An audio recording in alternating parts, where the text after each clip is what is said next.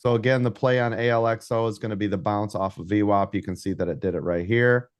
This is actually, even though it didn't reach, that's still considered a bounce because it was so close. It hit and then it pushed up.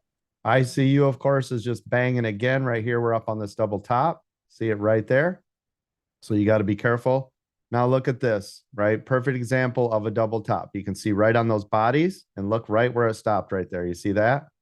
So remember, puts on support because it'll come up like it did and then it pulls way back, right? So this is your payday. Look at it from here to there. That was your payday. See that?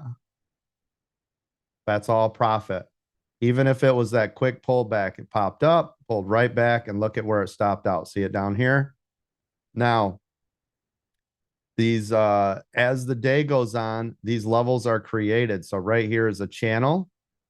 This to right here is now a channel because it gave it to us here, here, here, here. Does everybody see that?